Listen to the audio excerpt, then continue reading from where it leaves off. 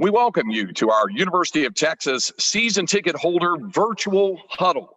And we're very pleased to be joined by Longhorns Associate Head Coach and the man who directs the guys in the backfield for the Texas Longhorns, Stan Drayton. My name is Craig Way. Glad to have you with us on this occasion to talk some Longhorn football and to talk about everything that is going on right now. Stan, I appreciate the time. That we have a list of questions from fans, and I think the first question is the universal question. I asked a very similar one of Coach Herman when he was on last week with us, or earlier in the week, and with some other folks as well. And that question is, everybody wants to know how you're holding up, how you're managing, and how's your family and everybody else dealing with all of this that's going on with shelter in place and the quarantining and all the things that we're having to do the right thing right now. Well, most importantly, health is good. Family's health is good. Blessing. We haven't really had to deal with the direct hit of this virus in our family as of yet. We do have some distant friends who are struggling with the disease in their families right now, so we send our prayers out to them. But we're good. You know, I would be lying to you if I, didn't tell you that I do have some, separation anxiety from football right now. I am so out of my element right now. It's not even funny, but, in the grand scheme of things, putting health and your faith first, I'm great. No complaints. Well, that's good to hear. And I guess it kind of dovetails into the question, what is life like living in the Drayton household these days, since you're kind of at home all day? When I was visiting with Coach Herman, we talked about Uno games and Monopoly and video games with TD and Mavericks. So what is life like in the Drayton household these days? Well, I'll tell you what, after about, 5 or 6 Zoom meetings throughout the course of the day, my daughters are pretty disciplined. The one thing I can say, they're pretty serious gymnasts, and so they're already used to a pretty much self-modified structure, in a sense of they've been homeschooling for years, so nothing really stopped in that respect for them. They're right on track with their homeschooling still. Obviously, they're not practicing, so they're in the house a lot more, but there's, again, with the seriousness they wake up, they work out, believe it or not. One thing that comes to mind is when folks ask about, the time that you spend apart from the family during the football season, how you make it work. And so I guess that leads into the fan question I've got here, that they want to know about, what do you miss the most right now about not being out there with student athletes, not coaching? What's coming to mind about what you miss most of all? Well, those guys are my family. Talking about my running backs, I miss being around them. That's the most important thing for me.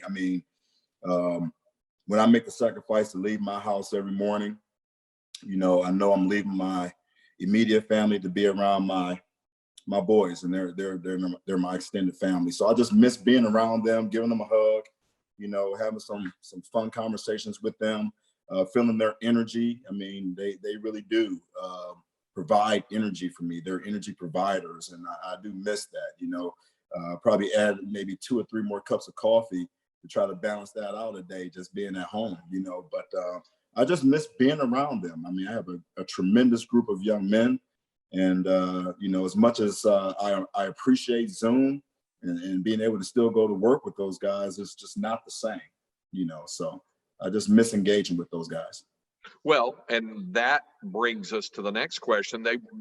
Fans want to know, what do you enjoy most about coaching? What is it about coaching that draws you to it, that keeps you energized, that has you that rush like the extra caffeine would do with the coffee? What is it about coaching that you enjoy the most?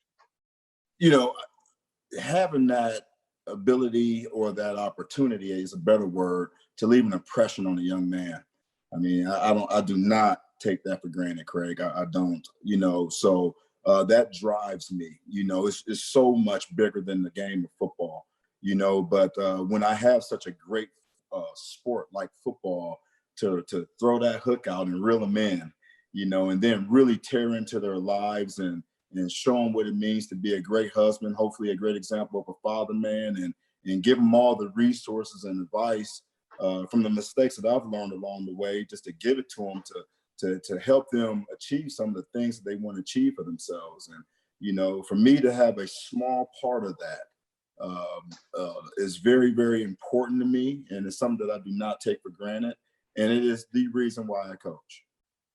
Well, that brings us back to the things that got you excited at the end of the season. It obviously ended on a very high note with a command performance, a dominating win over the 10th ranked team in the country in Utah. So, you know, even in addition to that game, the other games this season, what are some of your takeaways from 2019, looking back at the 2019 football season? I wish we would have had 2 more games after that Utah game. I think we were just starting to hit our stride. I mean, we just didn't hit it on all cylinders, and I think injuries played a huge part of that in some key spots early in the season. And, you know, I think the blessing in disguise with that whole deal, you know, is that, you know, it did not come in the form of a win all the time like we would have liked, but a lot of young guys got a lot of great game experience. They've got their time on the football field. They're battle tested now. And as they move into their, you know, their junior and senior years, man, these are our guys. And we've been with them the whole entire time now, you know. So they're drinking the culture. They're trying to take ownership of the drinking the culture and drinking the Kool-Aid is what I was about to say. Absolutely. Absolutely. You know, but they're really trying to take ownership of the program, you know, and that is something that we're all experiencing for the first time, you know, because we've been with these guys since they've been freshmen. So that part of it is exciting. It makes you want to get back. You know, it's a process. I mean, I know, you know, fans are very impatient, and I get that, you know, but you know, there is a process that must take place, whether we like it or not. And we've taken our time with our process. And I think it's brewing up to be that time for us. And, you know, although we're experiencing something that is much greater than football right now, when you have a team that is of the mindset of taking ownership of a culture, it's just nothing but another hurdle that we need to overcome. And as we overcome it, we pick up where we left off, and that's our mindset.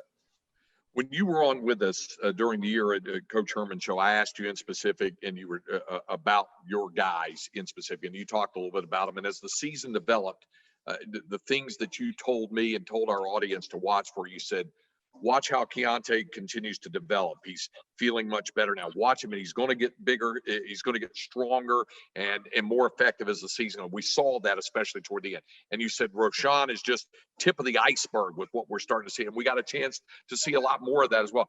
You know, how much of an impact did they make on you personally as well as a coach in their development during the course of the year by what they did in understanding the culture you were trying to get them to adopt and to continue to move forward?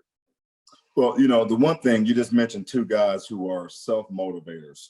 They're self-starters. They wake up and it's not like I got to pour gasoline in their tank to get them going every day. Okay, so they're self-starters. They're extremely competitive, and it is, and the thing that I love about them, all right, and Roschon really brings this to the table as well, is that they're both very unselfish football players. And when you have 2 young running backs really fighting to find their groove within their development, and it's such a field position, right? You know, it's such a instinctive position, and sometimes you can be so frustrated, especially when you're a true freshman like Roschon, who's coming into the position brand new, like, what in the heck is going on for this kid at times, right? And then, but when they default on instinct and they trust, you know, some key coaching points, and it's my job to try to keep it as simple as possible for them so they can execute. They embrace that, and that is the reason for the development. And you know, you're right. I mean, even still, I say that I really do wish that those 2 guys had 2 more games on the back end of that season. I think you would have saw something really develop special. I can tell you that the little bit that we did have to work on during the winter conditioning drills, I mean, the strength gains and the explosive in their ability to move laterally and burst vertically has improved tremendously. You know what I mean? And so they're still growing. I mean, they're truly puppies. I mean, they really are. And but you know, it's time for them to accelerate that development, and it's time for them to take ownership of it. And even especially so when I can't put my hands on them. You know what I mean? And that's going to go. It's going to say a lot about their maturity at this point. And to me, the mark of a great back does have a sense of maturity about the way he goes about his development every single day. I would imagine also, Stan, that because of this unprecedented set of circumstances that we're all having to deal with right now, that it probably just added to the angst a little more, the fact that you had these guys right where you had them, and you're getting ready for spring football, and then everything shuts down, because I'm sure you had a plan about how you were going to progress with them, independent even of what, and we'll get into this in a moment, talking about what Coach Yursich brings to the offense, but just your thoughts and your development on these guys, and then having to shut it down, and yet making sure they stay focused with their individual development while we're all separated from one another. I tell you what, you know, and yeah, it was a midstream adjustment that we all had to make, and it's uncomfortable as heck for me, you know, but at the same time, man, I know who's in charge of this deal, and it also gives me an opportunity to see who's really serious about their business. And I told them that, you know, glass half full, I'm excited to see how serious you are about your development. You know, I've given you a good set of tools. You know how to go about your work. Now just go and do it. And it's funny because we sit there and we have these Zoom meetings, and I sit there and I ask them, I said, you know, what is motivating you when you're out there training by yourself? Do you know how hard that is, Craig, to go out there and be an elite athlete? To take yourself to an elite level by yourself is damn near impossible. Okay, but it's a lot easier when you got somebody fighting for the same thing that you're going for that's right next to you, right? Well, you're gonna have to use your imagination and your creativity and pretend that he's there. And you know, and it's so harder, in my opinion, to visualize that with an opponent that you can't see. But I tell you what, if Keontae is visualizing Roshan right next to him, and Roshan doing the same about Keontae, and Danny Young and all those guys are doing that every day, the competition is right there in the room, then you can find a way to get an extra edge by yourself out there. But, you know, this is a great opportunity to prove to me as your coach that, you know, you are growing as a young man. You are growing as a mature football player. You are learning how to take ownership of your career. If you sit there and you say you want to do that as an NFL football player, then at some point I got to let your hand go, and you got to figure it out as a college football player. And this virus, you know, fortunately or unfortunately, however you want to look at it, gives us an opportunity to stop holding these kids' hands. All right, and let's see who's serious about winning championships and things like that. So everybody says it, all right, but now you really have to do it. You really have to be about it. You really have to go and do it. So it's a challenge. Stan, let me get your thoughts also on, I mentioned earlier, Coach Yursich and the change with the offense, and it's a fan question about what are some of the differences that we might see with regard to the implementation of what Coach Yursich wants to do on offense, and how your guys feed into that and the offense overall. Your thoughts about what changes fans might see with regard to the Longhorn offense this season. Yeah, the one thing I'm most impressed with Mike is he was able to really come in and assess where our players were. You know, anytime you make a change at coordinator, there's a chance for the verbiage to change and things of that sort. And, you know, he really did a good job of acclimating what he wanted to do, his personality within a system that was already in place. I mean, he's doing a great job of marrying up the two. He thinks explosively. I mean, he really does. He wants to take vertical shots downfield. He does believe in using the run game to set up some of those shots. I mean, he loves the fact that he has a dual threat quarterback. So systematically, from a personnel standpoint, we fit what he's trying to do systematically. There is some maturity in spots. There's depth in spots that we've never had here as an offense. I mean, a year ago, if Deborah Duvernay broke a toenail or something, he had to come out. I mean, you know, you brought in some young, inexperienced depth. Well, now these guys are grown up, and You add Jay Witt to that puzzle. I'll tell you what now, you know, you got guys that will walk off the field, and you're going to bring in some second string guys that are, you know, just as talented as our first. And I think that's going to be a first for us as an offense, is being able to build some depth and some key spots, you know, that promotes, you know, longevity during the course of the season. And that's kind of been our issue over the last years or so. So, you know, so I'm excited. I mean, he really does. He really does believe in explosives. I'll tell you the one thing that I like about him. He's definitely type A. He's definitely a type A personality, you know, but you know, the one thing I can say about him, he loves having fun. He wants to go fast. The tempo is going to be on point. He brings a good sense of urgency to our offense right now. And, you know, our players are buying into it, I believe. But I think you're going to see him want to go fast, some tempo offense. You're going to see a lot of vertical balls going deep. And, you know, it's going to be a great complement in the run game to support all of that. So. You know, I asked you about the differences because of the shelter in place and everybody staying at home and not getting a chance with regard to have hands-on work with your guys, your running backs. How about the fact that coaches, by their very nature, are used to, and for fans who don't know this, are used to being able to roll your chair back 3 or 4 feet and yell down the hall or the next door to one of the other position coaches or the coordinator if you've got a question, or if they've got a question for you. Yeah. I mean, that's a different world for you and the rest of the coaching staff, isn't it?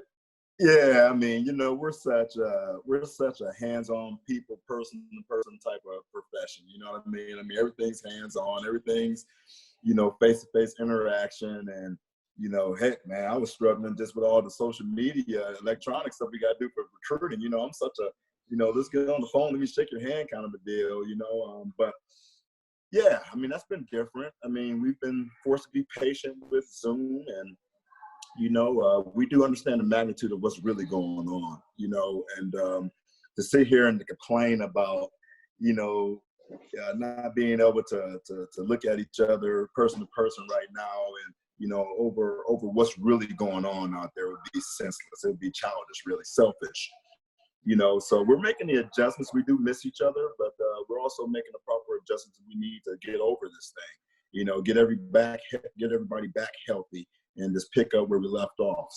So you know, we have to midstream adjust, and that's what we're designed to do. Well, you brought up recruiting, and one of the fan questions want to know, how has the pandemic changed how you have to recruit, and how the team overall, the coaching staff overall has to recruit? Well, I'll tell you what, it's actually helped recruiting in a funny way, because we're a lot more available. You know, I mean, sometimes you don't realize how much. I gotta be real careful with this, but when you get behind, when you get in the walls of your offices and things of that sort, you don't really realize how much time you could be wasting, right? You know, and now that time you kind of get back and you give it to recruiting. You're more available to the game of recruiting, in my opinion, and the kids. Who are forced to be at home as well. The recruits are at home and they're available and they're bored as hell. You know what I mean? And they want some conversation. So it's been you know, Zoom, you know, texting, all those electronical things that we are allowed to do with these guys. Obviously not allowed to Zoom, that's with the players, but you can still text. I mean, we've been in an electronic world operating with recruits anyway. You know, so, but we just have more time to do it, you know, and there's time to be creative with that too. So we're going to use this platform, social media wise, to be creative, connect with guys, connect with parents, connect with, you know, players, probably in a time where in the middle of spring ball, we would not have had this time, you know what I mean? So you can foster these relationships a little better, I believe. Toward that end, a fan had the question about what is a general philosophy on how you recruit the best and brightest running backs to the 40 acres? Yeah, I mean, there's so much to say. I mean, come on now. You know, if I'm talking to the best and the brightest running back in the country, I mean, you know, we come to a school where you have the largest living alumni base in the country. where you can get a top-notch education that compares to any other institution in the country, and set yourself up for life. And not only that, come play for a rich tradition of, running back play at this place that has Heisman Trophy status behind it. Who doesn't want that? Who doesn't want that? I mean, that's an easy sell. Now not everybody wants that. Because with that, with that comes the standard that's in place. Okay, and with that standard comes a work ethic, and it requires a maturity, requires a certain makeup, and not everybody's made for Texas. All right, so it's slim pickings out there for the kind of person that we're looking for at that position, but the sell is easy once you identify it. A couple of final questions here. One, a question from an 8-year-old wanting to know, what's the best thing I can do while stuck at home to work on football by myself? That's from an 8-year-old. Oh, the world of an 8-year-old is so different than my world as an 8-year-old. But I'm going to tell you, when I was an 8-year-old, and let's say, growing up in Cleveland, Ohio, when there's a bunch of snow on the ground and I'm stuck to the house and I can't do anything, I became very creative. There was times where I pulled milk cartons, out of the refrigerator, and I set up, things to jump over. I set up, shoes to make cuts on. And every time I turned a corner in my hallways in my home, I pretend like a defender was there, and I made the corner miss, and things like that. And I jumped on my bed, and I pretend like I was diving in the end zone. Just let your imagination just go wild. Keep the game fresh. Don't be too serious about it. Have fun. And just let your mind be creative and use your whole house. Your parents will get over it. Just tear stuff up, man, and just have fun. Run rampant in the house. Do it. And I would imagine also, if you've got a backyard that you could run around in backyard. Hey, you got a backyard too. You gave me the example of being in the house, but absolutely go in the backyard, play, set it up, and play catch with your parents. I hope you have a parent that's available right now. What a great opportunity to get out there and engage with your family right now, your mom and your dad, and, go out there and play catch. Can't get enough of that. Final question here. Someone wanting to know, when you're retired from coaching and you look back on all your years in the game and your successes, what successes do you hope to be best remembered for? Is the person asking that question trying to push me out the door? I'm not ready. Probably not an 8-year-old. I'm not really thinking about retirement, but no, I think, Craig, I think the one thing that I'm, again, the reason why I do this is for the people that I'm blessed to be involved with, and I hope that I'm actually saying this and getting teared up as I think about it. I hope that as I look back, that my guys, all the guys that I've been have had the opportunity to be a part of, within their development as a football player, as a person, that they could look at it and look at our experience together and say, that man loved me, and I hope that they can see that I love them genuinely, and everything that I did came out of a vibe of love, and yes, it was to create a great football player. It was to create a student athlete, a man, getting ready to foster children, a husband. It was all about that, and the one motivation was all about love.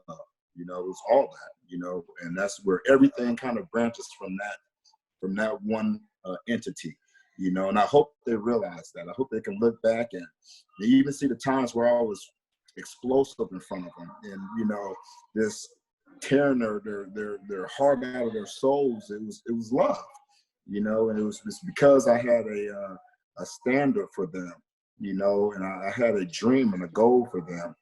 And they gave me their goals. Some sage words. I don't think there's any doubt about that. And Stan, we appreciate you taking the time and the opportunity to visit with fans here. And I know it means an awful lot to you. Thank you very much. Appreciate it. That's Stan Drayton joining us here in our season ticket holder virtual huddle.